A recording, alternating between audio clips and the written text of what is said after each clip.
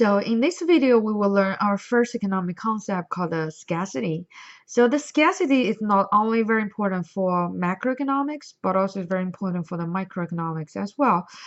Because without scarcity, we don't have to learn economics. And later we're going to explain why this scarcity is so important.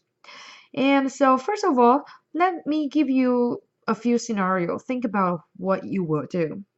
So let's see, you have an hour and so the free time. So what do you want to do there in that 1 hour? So I know you are thinking so many different things you want to do. So some of you might think, oh, for an hour, I really wanted to spend 1 hour to go out biking. The weather is so nice outside, so want to go outside to go biking. Or you're thinking, wait a second, maybe I want to read a book because you just bought a new book. Why not just finish reading it? Or maybe you're thinking, oh, I have a good idea. I want to discuss it with my professor. So I should visit my professor at his or her office. Or you're thinking, yeah, I didn't really rest well for this couple days. I just want to use that 1 hour to sleep. So you have so many wants. But the question is, can you really do all of them?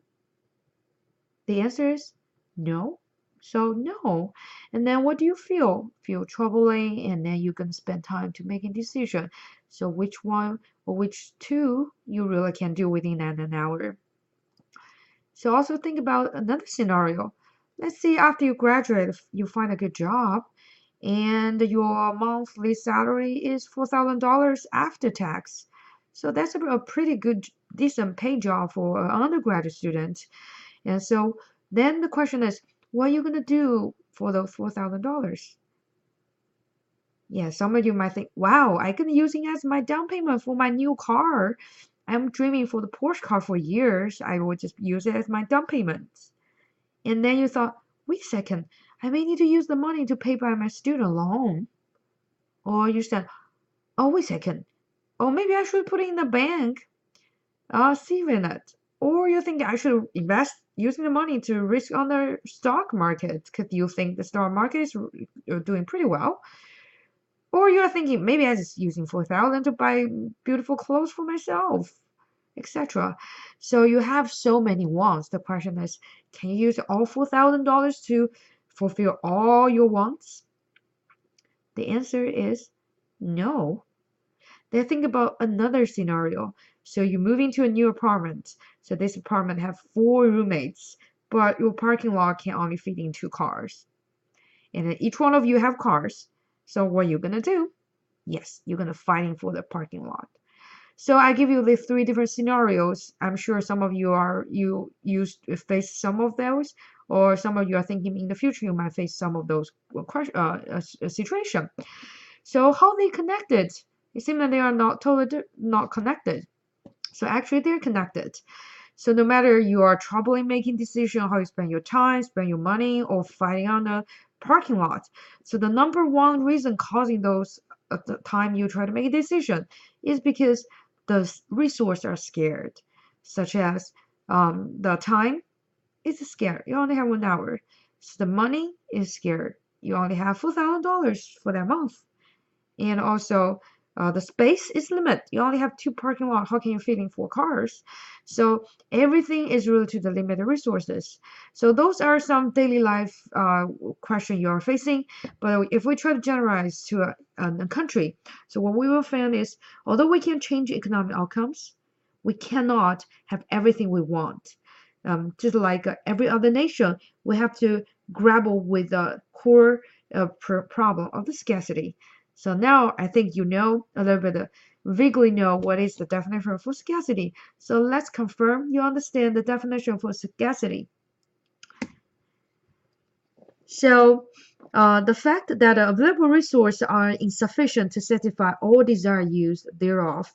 So that's developed the scarcity. So the scarcity is the resource we lack of enough resource to satisfy all desired uses of those resources.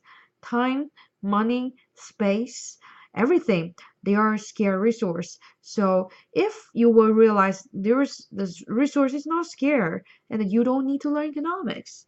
So the reason economics is so important for everyday life is because every time if we want to make a decision, you should aware behind the decision making is you are facing the limited resource. So the scarcity of the resource limits the amount of the goods and the service that can be produced. So do you remember the three core issues we learned in the previous video? So the first issue is what to produce with our limited resource. So in order to answer the first question well, you have to understand what is the resource we're facing that is limited. That is limited. So what does this mean? So if we have the scarcity of the resource, that means somebody's wants will have to go unfulfilled. So now for the government's job is they have to decide who will be the one that their goal cannot be fulfilled.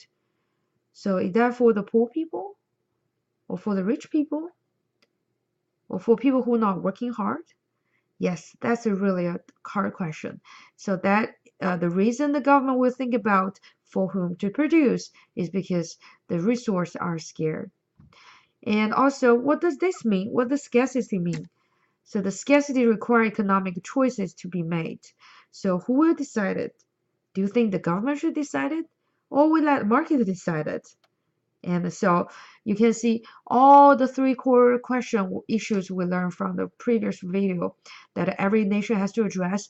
They are all closely related to scarcity.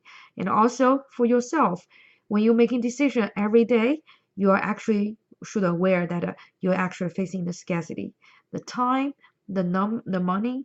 And so back to your choice. So I want to let you know you make a good choice to go back to the college, because when you're facing the scarce resource of time, and you are if you don't have a job offer facing you, it's a good idea to spend time to increase your value to coming back to school. And then once you graduate, so your value increased, and then you should be able to find a good job. So in another words, please don't just taking course as a course. Please use your time wisely, taking the course, learning the subject, and also try your best to developing this a critical thinking ability.